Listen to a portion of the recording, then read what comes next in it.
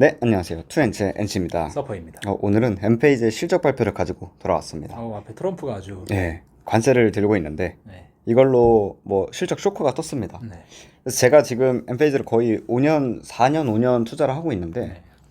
만약에 누군가에게 엠페이지 좋아라고 했을 때 처음으로 셀 의견을 낼 수 있을 만한 실적이었던 것 같아요. 지금 살 때 아니다. 네, 지금은 살 때가 아니다. 근데 이런 광신론자인 저조차도 이제 셀 의견을 낼 때면 바닥일 수도 있어요. 네, 그쵸. 주가 차원에서는. 네, 역발상 차원에서. 네, 맞아요. 주가 차원에서는 그럴 수 있는데 어쨌든 광신론자인 저조차 빠질만 하다라는 생각이 들게 됐던 그런 실적 발표였습니다.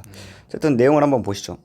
우선 긍정에 원래 제가 이렇게 막 가득 고봉밥을 그쵸. 놨는데 오늘은 없습니다. 보리굴비네요. 보리굴비입니다. 네. 보리굴비도 비싸요. 네. 네, 멸치입니다. 네. 네, 그래서 긍정적인 거는 실적 발표하고 이제 확 빠졌잖아요. 그 다음날 4월 29일 현지 시각 4월 29일로 바드리가 자기 돈으로 그냥 시장가 매수를 해버렸어요. CEO가. 네, CEO가. 그래서 4천주 정도긴 한데 네. 150만 주 있는 양반이 4천주 사긴 했는데 어쨌든 바드리가 이렇게 시장가로 산 적이 지금 제가 알기로 두 번째거든요. 그래서 저저번 분기인가에 한번 사고 이번 분기에 이제 시장가 매수를 했다. 그래서 좀 바드리가 시그널이 되주나? 시그널 뭐 그러기엔 너무 적긴 하지만 어쨌든 뭐 그나마 긍정적인 거 이런 거였고 부정적인 거는 뒤에서 제가 주구장창 얘기했지만 이 배터리 중에 셀팩이라는 게 있어요. 네. 이 배터리 셀팩이 중국산입니다. 그래서 관세 영향이 있고 가이던스 중에서도 마진이 대폭 하향됐어요. 그리고 인버터 수요도 뭐 더 떨어지진 않는데 뭐 QOQ YOY 기준으로 살짝 오르긴 했는데 여전히 플랫했다. 크게 상승은 못했다. 네, 크게 상승은 못했다. 이렇게 보시면 될 것 같습니다. 일단 실적 먼저 보면은 매출은 356밀리언입니다. YOY로는 35% 오르긴 했는데 이게 작년 1분기가 안 좋았습니까? 최악의 그거 실적이었기 때문에 이 기준으로 보면 안 되고 QOQ로 7% 정도 빠졌습니다. 근데 실적 자체는 나쁘지 않았어요. 왜냐면 가이던스도 거의 상단쯤이었고 그런데. 계절성이 한 15% 정도 있거든요. 그래서 계절성 1분기 계절성 감안하면은 그래도 뭐 실적 자체는 나쁘지 않았다. 그리고 GP 마진은 47%고요. 네, 가이던스 이것도 가이던스에 부합했습니다. 그다음에 오퍼레이팅 마진 이런 것들이 좀 많이 빠졌는데 뒤에서도 얘기하겠지만 인버터가 잘 안 팔렸어요. 그래서 인버터가 안 팔리기 때문에 이 고정비는 그대로 있는데 뭐 이 디레버리징 효과로 마진이 빠졌다 이렇게 보시면 될 것 같고 프리 캐시 플로우가 원래 이제 막 300밀리언씩 벌던 애였는데 이 여파로 33밀리언 그리고 캐시도 조금 빠졌습니다. 이거는 이제 제가 이걸 조금 심각하게 봤었는데 캐시를 원래 거의 1.7빌리언 정도를 유지를 했거든요. 근데 이게 빠진 게 바이백인가 했는데 바이백도 100밀리언 정도 했으니까 그러면 어디서 빠진 걸까 했는데 이제 만기 도래 회사채를 이제 캐시로 갚았다. 채권을 갚았다. 이렇게 보면 될 것 같아요. 그래서 아까 말씀드렸듯이 계절성 15% 정도 존재하고 인버터 판매 저조로 마진이 훼손이 됐다. 그래서 인버터는 1.53밀리언 팔았고 QOQ로는 24% 정도 빠진 수치입니다. 근데 이제 배터리 같은 경우에는 여전히 굉장히 좋았어요.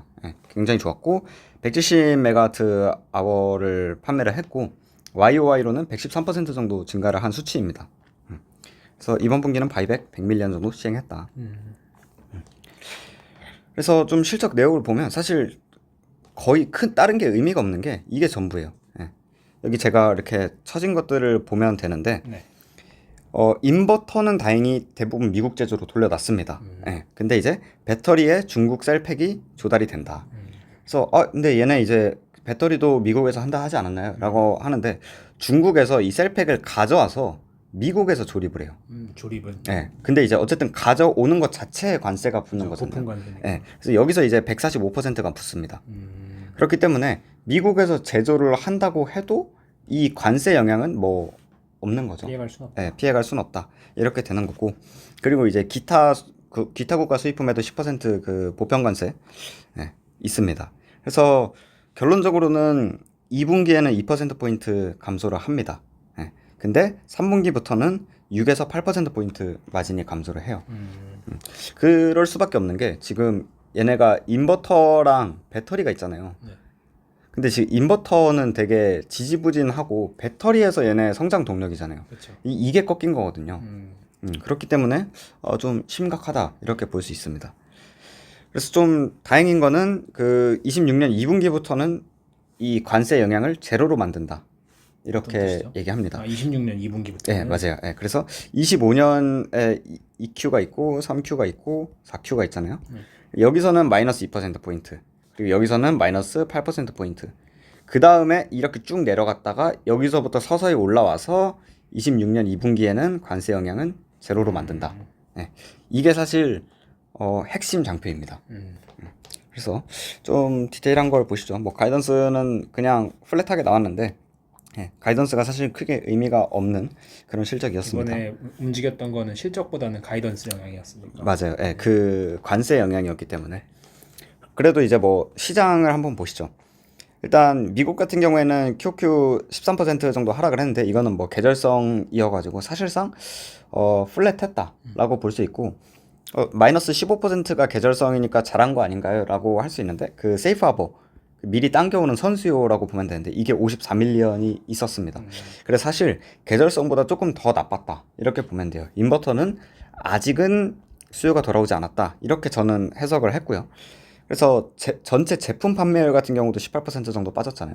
그래서 계절성은 15%인데 18% 정도 빠졌다 이렇게 보시면 될 것 같고, 그 이유 중에 하나도 이제 썬노바라고, 이제 얘네는 금융 리스 기업이거든요.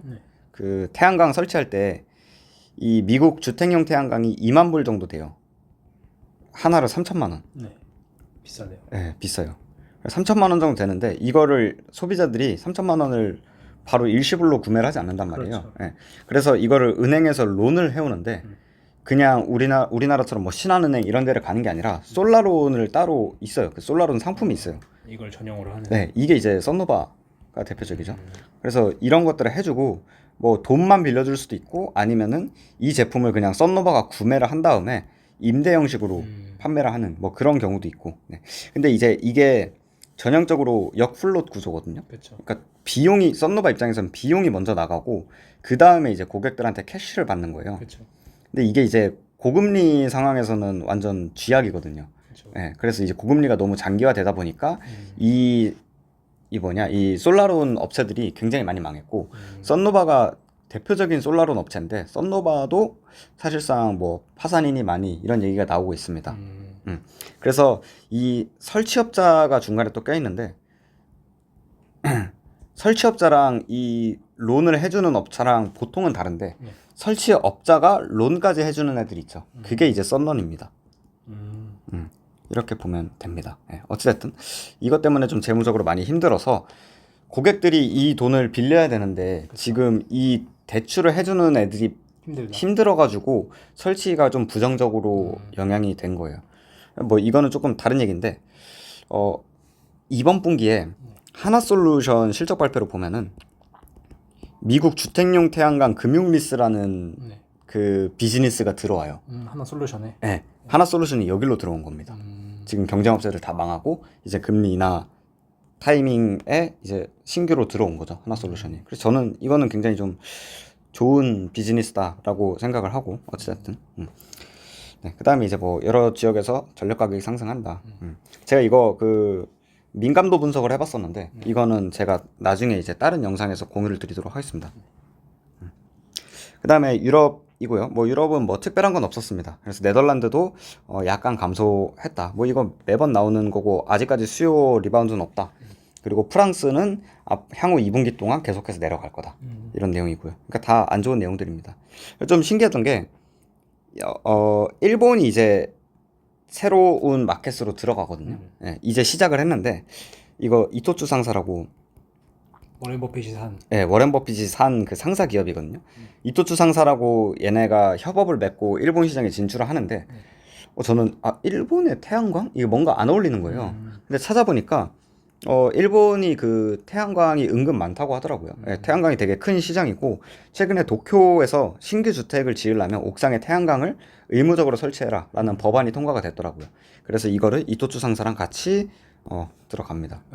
인버터를 깔기 위해서. 네, 인버터를 깔기 위해서. 그래서 또 더 신기한 거는, 저는 이토츠 상사가 상사 기업이잖아요. 네. 그래서 이제 미국에서 그 인버터랑 이런 거를 빼고겠죠. 가지고 와야 되니까 여기서 이토츠 상사가 들어오는 줄 알았는데 그 일본 판매까지 다 같이 하더라고요, 이토츠 상사가. 약간 솔라 론까지 같이 그런 거겠네요. 맞아요. 예. 그리고 일본 기업들은 상사라고 돼 있어봤자 비즈니스가 굉장히 많기 때문에 이런 것까지 이토츠 상사랑 같이 한다. 그래서 신규 시장 그냥 열심히 잘 하고 있다. 이렇게 보면 될 것 같습니다. 그래서 Q&A인데 뭐 제가 앞에서 좀 다 설명드렸습니다. 그 엔페이즈의 그 배터리가 LFP 배터리거든요. 네. LFP 배터리 같은 경우에는 95%가 중국산이에요. 예. 그리고 우리나라에서도 배터리를 하잖아요. 그게 이제 NEM 방식인데 LFP랑은 근본적으로 좀 다르거든요. 근데 LFP는 중국에 생산을 하기 때문에 우린 LFP를 쓰기 때문에 결국에는 이거를 뭐 어떻게 할 방도가 없다라는 내용이고 그래서 그 관세 영향은 우리가 다 흡수한다라고 이야기를 했습니다. 가격이 안 녹이겠다. 이 마진 떨어지는 거. 고객한테 전가를 안 하겠다. 그냥 우리가 다 흡수를 하겠다. 그 이유는 우리는 지금 공급망 다변화를 할 거기 때문에 그래서 이걸 26년 2분기까지 0으로 만들 건데 우리 1년 안에 이걸 해결할 건데 굳이 고객의 신뢰를 훼손할 필요가 없다라고 판단을 한 것 같아요. 그래서 우리 2, 3분기 안에 회복할 수 있다고 생각을 하기 때문에 뭐 이거를 우리가 다 흡수했다 이런 내용입니다. 그러니까 참 정직한 기업이죠. 예, 그러면 LFP를 아예 바꾸면 되는 거 아니냐, NEM 방식으로. 그래서 NMC를 만드는 한국 공급 업체가 있지만 우리는 이걸 좋아하지 않는다. 그래서 우리는 LFP가 더 좋다고 생각한다라는 내용이고, 그리고 다행인 점은 이미 훌륭한 두 개 공급 업체, 그러니까 비중국이겠죠?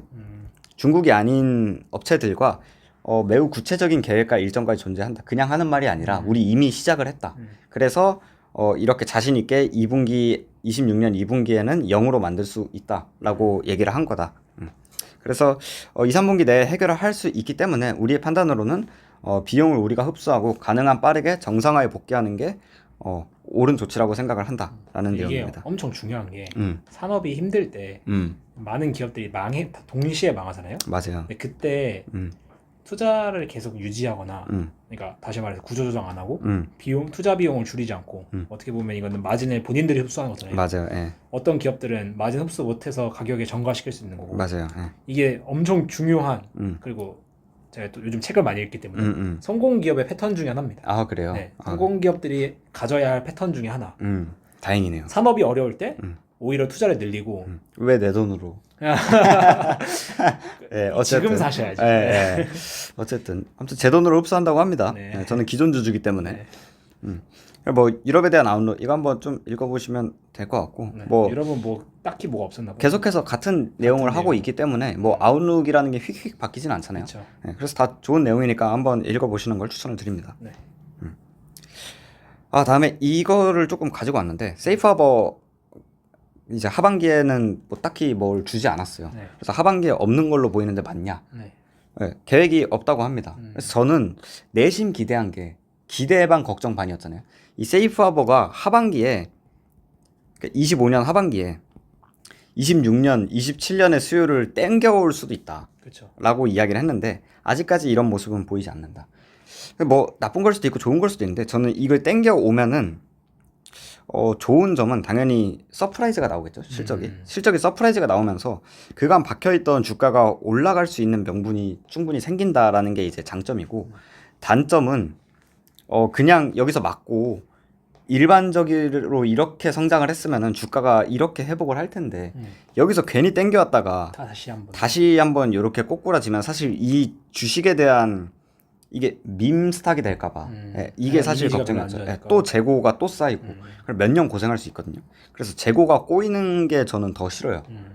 그래서 저는 어쨌든 세이프하버 계획이 없다라는 게 저한테는 좀 긍정적이었어요. 차라리 걱정하던 면이 좀 없어졌다. 뭐 그런 내용입니다. 그리고 이제 뭐 이거 썬노바 내용인데 새로운 금융 파트너 현재 다른 금융 파트너들이 충분히 존재한다. 이게 이제 하나솔루션이 새로 들어오고 뭐 여러 또 신규 업체들이 생긴 거죠. 그래서 정상적으로 뭐 이거 썬노바 이슈 같은 경우에는 일회성이다 이런 내용입니다. 그래서 뭐 요약을 조금 드리면 또 이제 새로운 시련이 다가왔습니다. 우리 지금까지 21년도부터 계속해서 내리막길을 가고 있는데 뭐 중간에 한번 올랐었죠. 22년도에 전쟁 때문에, 그 유럽 전쟁 때문에. 그래서 여기서 사실 재고가 꼬였어요. 이게 유럽에서 전쟁이 나가지고 원래는 이제 기름을 쓰던 거를 우리 다 태양광으로 하겠다. 당장에 돈이 없다. 해가지고 태양광 설치가 미친 듯이 폭발을 해서 막 공장도 짓고 했는데 갑자기 이제 곤두박질을 쳤죠, 수요가. 그리고 여기에 이제 그 NEM이라고 램3라고 그 유틸리티 정책 변경이 있었고, 그러다 보니까 이게 재고가 막 쌓이면서 중국에서는 이제 엄청 덤핑 물량 들어오고 망가졌죠. 여기서 많은 업체들이 파산하고 이제 조금 회복하나 했더니 관세 들어왔습니다. 관세가 들어왔습니다. 그래서 사실 좀 또 다른 개념의 그거 실현이다 라는 거고, 적어도 올해는 조금 힘들 것 같다 라는 내용입니다. 제가 봤을 때는 저도 이제 비자발적으로 엠페이지를 지금 몇 년째 보고 있잖아요. 그렇죠. 근데 엠페이지 지금은 엠페이지 실적도 중요하지만 솔라이치 실적을 보는 게 더 유의미하겠다라는 생각이 많이 듭니다. 왜냐하면은 산업이 어려워서 정말 극한까지 갔을 때 경쟁 기업들이 어떻게 무너지고 있는지를 보는 게 더 좋은 것 같아요. 거기서 결국에는 살아남는 자가 나중에 그 과실을 다 먹기 때문에 맞아요. 그게 진짜 중요한 것 같아요. 근데 이거 한번 제가 정리를 해드릴게요. 엠페이지가 있고 솔라이치가 있잖아요. 둘 다 인버터랑 배터리를 판매하는데 얘는 미국입니다.